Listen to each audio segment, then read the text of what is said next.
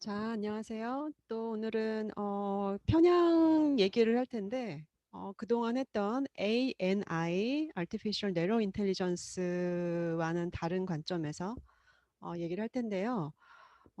잠시만요. 제가 지금 볼륨을 좀 조정을 하겠습니다. 자, 오늘의 주제는 이번에 할 주제는 AGI와 바이어스인데요. 그동안 우리가 했던 거는 사실은 ANI에 관한 거라고 할 수 있어요. Artificial Narrow Intelligence. 자, 우리가 수업할 때 앞쪽에서 학기 앞쪽에서 인공지능의 세 가지를 얘기할 때 ANI, AGI, ASI를 구분했었죠. 제가 여러 번 강조를 하고 여러분도 이제 알아둬야 된다고 여러 번 얘기를 했었는데 그동안은 ANI에 대해서만 얘기를 했었어요. 근데 최근에 이제 GPT-3 같은 굉장히 많이 발달된 언어 모델 이런 게 나오면서 AGI까지는 아니지만 AGI의 가능성을 벌써 얘기하기 시작했거든요. 제가 수업 중에서는 우리는 지금 현재 개발되는 거는 ANI도 다 아직 못했고 아직은 AGI는 멀었다라고 얘기를 했지만 그쪽 방향으로 나가고 있기 때문에 사실은 그리고 많은 일반인들이나 학생들이 사실은 AGI에 관심이 되게 많아요. 우리와 비슷한 수준의 AI이기 때문에 거기서는 편향이나 AI 윤리 관련된 그런 사안들이 어떻게 얘기될 수 있는지를 여러분이 알면은 좋을 것 같고 그리고 어제 그제 저번 주 이렇게 뉴스를 쫙 보면은 LG에서도 그렇고 그다음에 스타트업에서 계속 커다란 언어 모델들을 만들면서 이전과는 다르게 좀 일반적으로 인공지능을 좀 더 넓고 제너럴 AGI는 제너럴이잖아요. 제너럴 인텔리전스. 제너럴한 데다가 적용할 수 있는 방향으로 지금 계속 가고 있거든요. 그래서 그거에 대해서도 얘기를 해보도록 하겠습니다. 자, 그러면 화면 공유를 해볼게요. 자, 지금 파워포인트 보이시죠? 자, 제가 잠깐만 이걸 좀 조정을 하고요.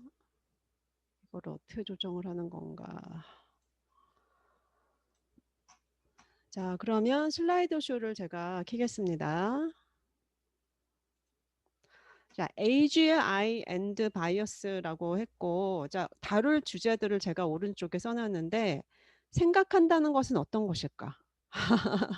갑자기 뭔가 철학적이고 심리학적인 주제 같은데, 제가 항상 강조했지만 지금 인공지능 윤리는과 관련된 주제들은 윤리와 관련된 주제들도 있고 이게 인간 수준의 인공지능으로 발전시키는 방향으로 가다 보니까 인간이란 어떤 존재인지에 대한 물음을 묻게 돼요. 그래서 기존의 그 인공지능 기술이 인간에 관한 학문인 철학이나 심리학, 인지과학 이런 것들과 만나는 지금 접점이 되고 있거든요.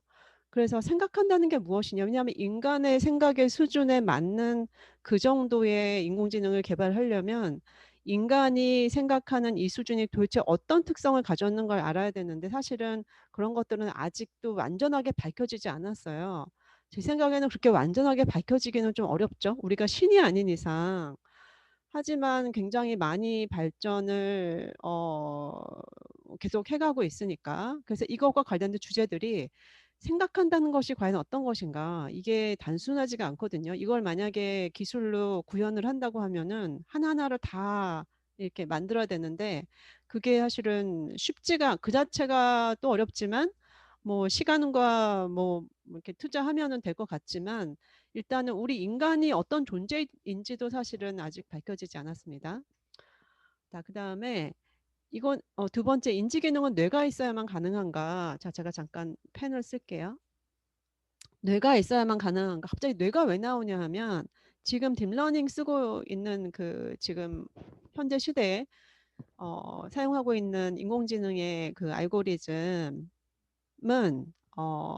신경망 모델로부터 나왔거든요. 기본적으로 모형이.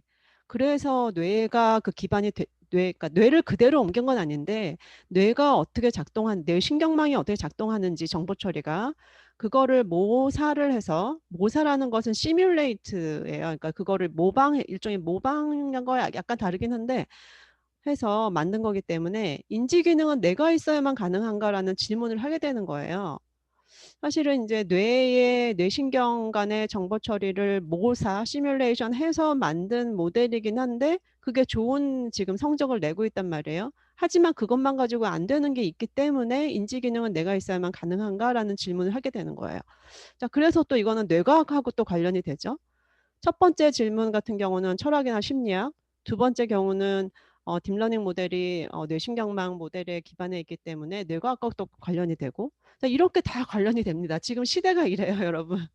그래서 정말로 이게 자연스럽게 융합이 되는 거죠. 뭐 뭐랑 뭐랑 억지로 융합을 해라 이게 아니고 자연스럽게 이런 것들이 필요로 해서 이렇게 접목이 되는 겁니다. 자, 그래서 '신경망으로 충분한가?'라는 인제 생각도 하게 되고, 그다음에 '생각한다는 것은 어떤 것인가.'라는 첫 번째 주제로 다시 돌아가면, 이 생각하는 것이 무엇인가라는 걸 탐구하려면 우리 벌써 높은 수준의 생각보다는 일단은 그 기본적인 단계에서의 생각부터 이렇게 차츰 이렇게 탐구를 해야 되잖아요. 그러다 보니까 인간보다는 좀 인지 기능이 낮은 동물은 어떤지, 그다음에 뭐 벌레는 어떤지 이렇게 하다가 나중에 식물까지 내려가요. 식물이 뭐냐 이거는 뒤에 인제 나오니까 얘기를 하도록 하겠습니다. 이렇게 하면서 거의 모든, 이걸 약간 철학적으로 얘기하면 거의 모든 존재가 어떤 인지 기능을 하는지, 어떤 존재인지에 대한 약간 그 존재론적인 질문을 던지게 되는 지금 시기인 것 같아요. 자, 일단은 바이어스에 대해서 얘기를 우리가 오늘 할 거니까, 최근에 인제 EU 아시죠? 유럽 연합에서 알고리즘을 공개, 그러니까 이거는 다 그 인공지능 편향 때문이에요. 편향 때문에 우리가 인제 그 국내에서도 그 이루다 사건 때문에 인제 그런 것들이 인제 세계적으로 많이 일어나니까 근데 그렇게 되면 위험하기도 하고, 우리가 인제 인간으로서는 안전하게 잘 지속 가능하게 잘 살아야 되니까요. 자, 그래서 '알고리즘 공개까지 해야 되는 건 아닌가.'라는 인제 그런 문제 제기가 나왔다는 거예요. 그래서 이거는 정해진 건 아니고 인제 이런 얘기가 있다는 것을 얘기를 하고, 자 이런 게 있다는 거로 그냥 알려드리는 게 아니라 이런 거는 꼭 우리나라에 영향을 미치고 여러분이 그 일할 회사, 우리가 살아갈 환경에 영향을 미치기 때문에 좀 알아둬야겠죠. 그래서 밑에 보시면 이게 출처가 중앙일보예요. 그래서 알고리즘 공개 기업 분할. 이게 뭐냐면 플랫폼 법을 예고를 했으니까 아마 지금쯤은 거의 나오지 않았을까 싶은데, 자 추천 알고리즘 공개하고, 자 추천 이건 뭐냐면은 보통 광고에 많이 쓰이는 거죠. 여러분 이메일 체크하거나 인터넷 서치하면은 여러분이 찾았던 게 옆에 이렇게 뜨잖아요. 어제 찾았던, 예를 들면 내가 사고 싶은 운동화가 있는데 그게 뭐 어떤 사이트에서 얼마다 이런 게 막 뜨거든요, 내가 찾지 않았는데도. 근데 그런 게 추천 알고리즘이죠. 근데 그 알고리즘을 공개하라는 거예요. 왜냐하면 거기서 뭔가 잘못 그 사용한 게 있지 않나 싶어서. 그다음에 소비자의 알고리즘 선택권 보장. 이거 왠지 굉장히 좋아 보이는데요. 왜냐하면 그게 옆에 인제 그 제가 쪼끔 아까 얘기한 그 예인 그 운동화가 뜨더라도 예를 들면 내가 모르는 쪽이 있을 수 있잖아요. 근데 거기 뜨는 거는 혹시 이 사이트에서 본인들의 이익을 위해서 고것만 보여주는 거 아닌가. 최근에 네이버나 그런 데서도 인제 네이버도 그렇고 최근에 무슨 배달 플랫폼에서도 우리 배달시키는 거 있잖아요, 온라인으로. 거기서도 그렇게 뭐 이런 정도는 맞고 이쪽만 보이게 하고 소비자가 뭐 그렇게 한다고 해요. 인제 그런 것들을 막는, 그런 것들에 대한 인제 문제 제기인 거죠. 자, 그다음에 광고 지급 주체. 이 주체라는 것은 이 광고를 그 게시하는 회사가 이익이 있을 거 아니에요. 그쵸. 자선 사업을 하는 게 아니니까. 그러니까 과연 어떤 주체인지 어떤 이해관계를 가지고 있는지를 인제 알아야 소비자한테 해가 없으니까. 이런 방향으로 가고 있습니다. 이게 지금 무슨 막 우리가 민주주의를 막 주장하고 이런 게 아니라, 그렇게 안 하더라도 이 알고리즘과 관련해서 사고가 일어나기 때문에 이런 식으로 여러 가지 이해관계라든가 그런 이런 걸 거버넌스라고 하는데, 고런 것들에 대한 공개 그리고 인제 토론 이런 것들이 조금 많이 활성화가 되는 것 같아요. 그리고 소비자에게 광고 집행하는 이유를 고지. 이것도 참 소비자한테 굉장히 좋은 것 같은데요. 그다음에 가짜 뉴스 등 불법 정보 삭제 시 내역 공개. 다 소비자를 위한 거고, 사실은 이게 소비자만 위한 게 아니라 장기적으로 보면은 기업에도 지속 가능한 그런 경영, 가능하게 하는 거죠. 기술도 마찬가지고요.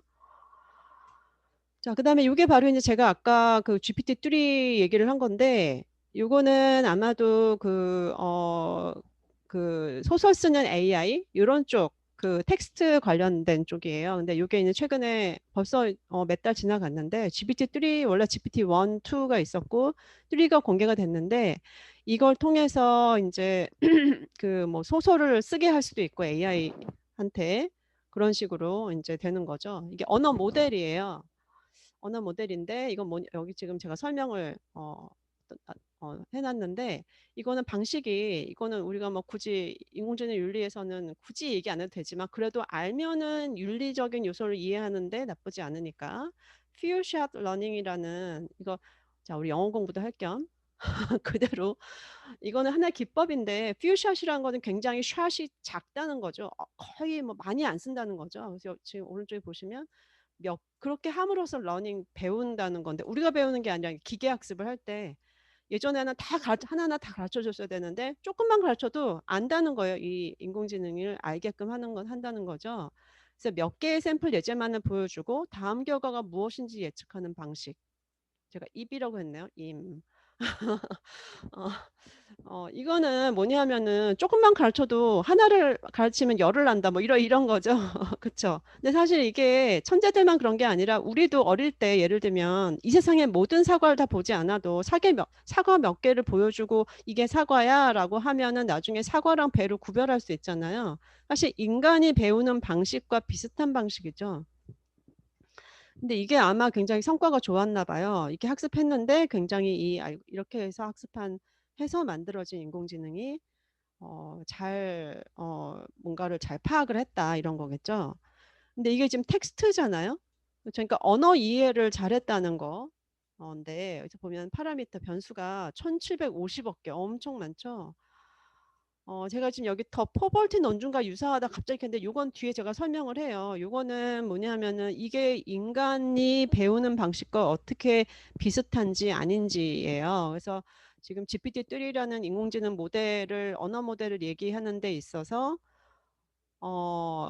제가 지금 위에 제목으로 인간 수준의 AI, 즉 우리가 앞에서 얘기했던 분류 중에 두 번째 AGI, Artificial General Intelligence에 다가가는가라는 질문을 던졌는데, 그래서 요걸 얘기하기 위해서 포버티 논증이란 걸 제가 뒤에서 이제 다룰 겁니다. 자, 제가 여기 지금 유튜브 링크를 해놨는데, 이게 지금 제가 여러분한테 이거를 파워포인트를 드려야지만 그거를 여러분이 카피를 할 수가 있겠죠. 드리도록 할게요. 요거는 뭐냐 하면은 GPT-3에 대한 거예요. 그래서 요거는 지금 강의를 해야 되니까 이건 나중에 보거나 여러분이 따로 보시도록 하겠습니다. 자, GPT-3가 이게 언어 모델이 엄청 크고, 그러니까 큰 만큼 거기에 많은 인간이 쓰는 데이터가 많이 들어가 있기 때문에, 들어있고, 그다음에 파라미터 변수를 엄청 많이 넣기 때문에 뭐 예를 들면 맥락 파악 같은 게 좀 더 잘 되겠죠, 예전 것보다는. 그래서 인간 수준의 AI가 될 수 있는가라고 사람들이 생각을 했는데, 이 GPT-3를 가지고 이제 막 GPT-3 요 모델한테 질문을 던져봤대요. 그랬더니 막 이 대답이 굉장히 인간이 하는 것 같았다는 거예요. 이제 그런 것들이 요 유튜브에 나오니까 여러분이 보시면 좋겠어요.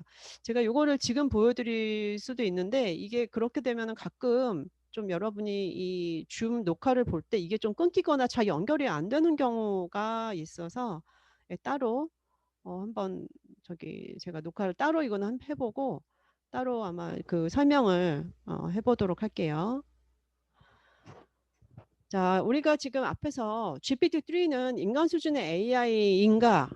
이건 지금 AI에서 AGI로 가는 건 굉장히 커다란 큰 의미를 가지는 거거든요. 이렇게 되면 일단은 와 하는 탄성을 지를 수도 있겠지만, 약간 인간한테 위협이 될 수도 있는 그런 약간 그 생각을 하게 되니까요. 자, 그래서 인간 수준의 AI에 다가가는가라는 걸 생각을 우리가 정말 하려면은 인간 수준의 지능이라는 게 어떤 건지를 생각을 먼저 해야 돼요. 자, 근데 그러면 지금 GPT-3가 언어 모델이니까 인간 수준의 AI, 그러면 인간이 쓰는 언어의 특성을 알아야 되거든요. 그러기 위해서 언어의 얘기를 좀 하겠습니다. 언어가, 이게 참 요 얘기는 정말 이번 해에는 의미가 더 있는 것이 이루다 사건이 있었잖아요. 이루다가 만들어진 그게 언어 모델을 가지고 한 거거든요. 텍스트를 다뤘잖아요. 그쵸? 근데 사실 여러분이 이루다든 사실 그전에 있었던 뭐 또 뭐가 있죠? 심심이? 그런 것도 보면은 대답을 꽤 좀 재밌게 잘하는 부분이 있어요. 그런 것들은 맥락을 파악하는 그런 걸 학습했다는 건데 이제 그런 것들이 어떻게 가능한지 좀 보겠습니다. 자, 언어 일반을 좀 볼게요. 지금 이루다나 뭐 AI 이런 거 잠깐 이렇게 좀 옆에 두고 언어의 특징을 보면은 자, 여기 지금 제가 소개하는 노암 촘스키는 굉장히 유명해요. 여러분 이 정도는 알아야 돼요. 노암 촘스키. 억지로 외워도 된다. 제가 외우는 거 안 좋아하는데 이 정도는 여러분이 억지로 외워서라도 어디 가서 아는 척을 할 수 있어야 돼요. 노암 촘스키는 그 거의 뭐 가장 유명한 언어학자라고 보시면 되고 이 언어학에 기반해서 심지어는 예를 들면 뭐 정치적인 사건에 대해서 막 코멘트도 하고 막 여전히 그 사회적인 언급도 하시고 이런 분이시거든요. 자, 노암 촘스키는 그 언어학자인데 뭐라고 했냐면 여기 지금 왼쪽에 요거 먼저 볼까요? How it is 우리는 영어 공부도 하니까 it is we have so much information but no so little. 어떻게 우리는 그렇게 많은 정보를 가지고 있지만 but no so little 그렇게 적게 아는가? 이런 질문을 던졌는데 이게 무슨 얘기인지 이제 오른쪽에서 얘기를 해보면 아이들은 제가 아까 아기 때 말 배우고 이런 거 얘기했잖아요. 아이들은 언어 환경에서 언어의 모든 특징을 습득하기에 충분한 여기 지금 연결된 거예요. 습득하기에 충분한 양의 데이터에 노출되지 않는데도 불구하고 지금 않는다가 여기서는 지금 핵심이고 아까 제가 얘기했죠. 이 세상의 모든 사과를 다 우리가 보면서 자란 게 아니잖아요. 볼 수도 없고요. 그렇죠? 그런데도 불구하고 언어를 능숙하게 구사를 하거든요. 심지어 여러분이 어릴 때 이렇게 뭐 이렇게 언어를 부모님한테 혹은 뭐 이렇게 배우면서 자라나는데 그것보다 더 많은 그 언어를 더 이렇게 좀 새로운 언어를 가끔가다 사용해서 어른들이 깜짝깜짝 놀라는 거죠. 아니, 우리가 가르쳐 주지 않은 언어까지 재밌는 얘기를 하네? 막 이런 거 있잖아요. 지금 그 얘기를 하는 거예요. 이 언어학자가. 아이들이 모든 특징을 다 보고 자라는 게 아닌데도 불구하고 언어를 능숙하게 아주 나중엔 하게 된다. 이건 도대체 어떻게 가능한가? 라는 거예요. 그래서 여기서 지금 보편 문법이란 약간 여러분한테 어렵게 느껴지는 게 나왔는데 노암 촘스키가 이것을 설명하기 위해서 이 세상의 모든 걸 다 보지 않았는데도 어떻게 우리는 능숙하게 말을 할 수 있게 되는가? 이게 인간의 머리 안에 보편 문법이란 게 있어서 그럴 것이다 라는 생각을 해요, 이 사람은.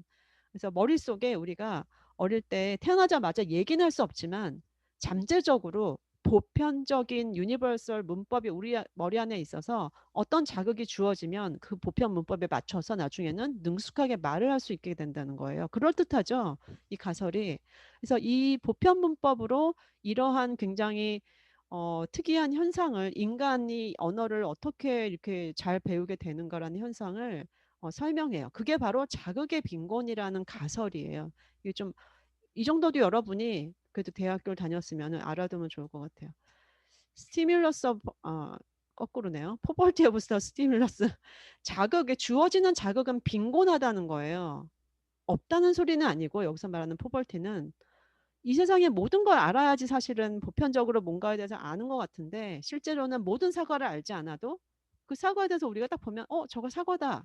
색깔이 약간만 바뀌었는 예를 들면 파란 사과, 빨간 사과, 뭐 이렇게 뭐 노란 사과도 있잖아요.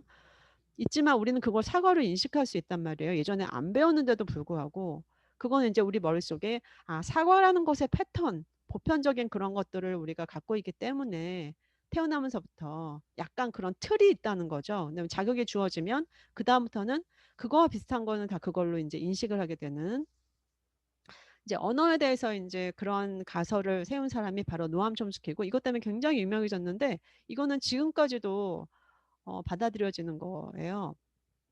근데 이런 노암 촘스키는 현대 언어학자고 사실 이런 얘기를 처음 한 사람은 이 사람이 처음이 아니고 고대 시대 아주 옛날이죠. 고대 시대에 플라톤 철학자가 얘기를 했었어요. 플라톤이 어떤 질문을 했었냐면 제한된 자료에서 무한한 생각들이 나오는데 인간이 가진 능력이 그렇다는 거예요. 인지 능력이 제한된 자료가 있으면 거기로부터 무한한 생각들을 나중에 계속 이제 추론을 해낼 수 있는데 이걸 어떻게 설명할 것인가 참 신기한 거죠. 이 세상에 신기한 게 참 많지 않아요?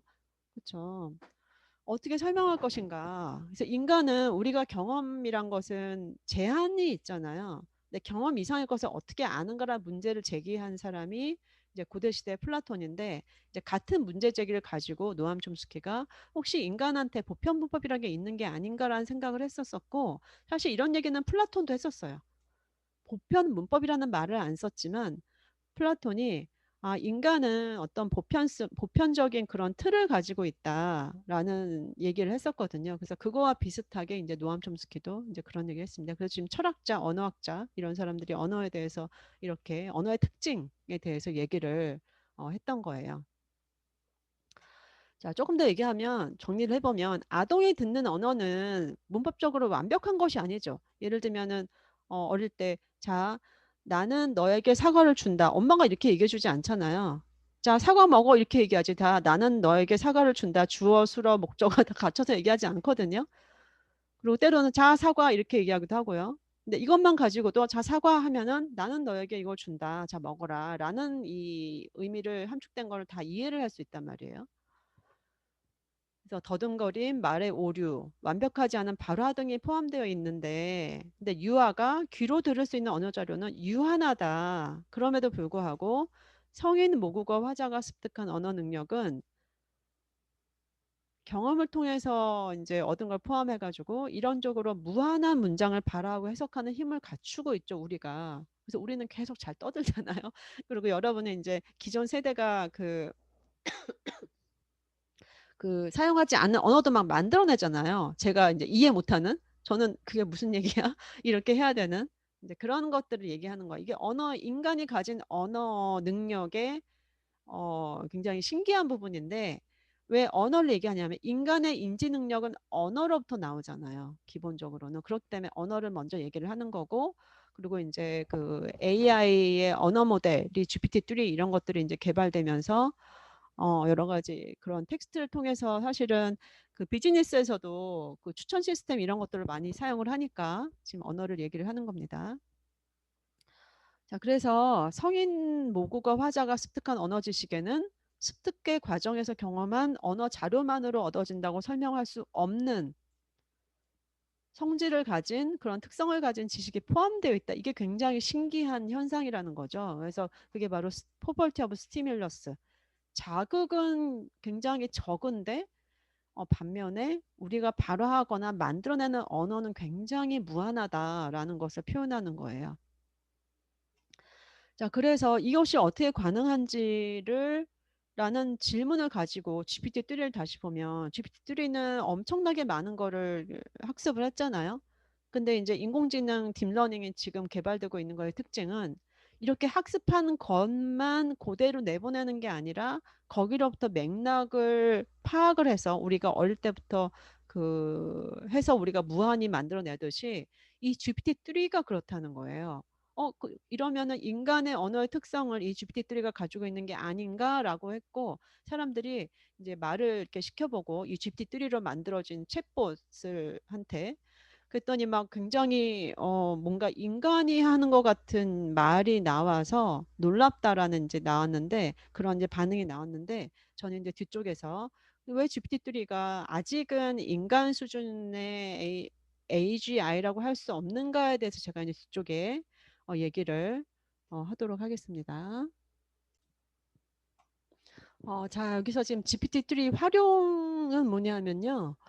이 GPT-3는 이제 언어 모델인데 이거를 활용해서 여러 가지 그 어플을 만들거나 어플리케이션 응용 그 소프트웨어를 이미 여러분 나이 때 20대, 30대 이 개발자나 아니면 일반인들이 이렇게 만들기 쉽게 만들어 놓은 부분이 있더라고요. 그래서 그런 것들을 만들었어요. 이게 굉장히 재밌는 것들이 많아요. 그래서 제가 여러분한테 그 소개를 해주려고 지금 여기서는 따로 보여드리지 않을 거고 그래서 이런 것에 들어가 보시면 젊은이들이 만든 그런 소프트웨어가 있거든요. 굉장히 재밌는 게 많아요. 예를 들면은 우리는 코딩을 만약에 못한다고 하면은 코딩을 쉽게 할 수 있는 그냥 예를 들면은 예를 들면 버튼 이런 거 있잖아요. 버튼 누르면 다른 데로 이동하는 뭐 이런 인터넷상의 버튼 이런 것들을 만들어 줘. 이렇게 하면은 그걸 딱 만들어 주고 코드를 딱 이렇게 자동으로 코드를 자동으로 작성하는 그런 것들도 있고요. 이런 거 한번 보시면 좋겠습니다.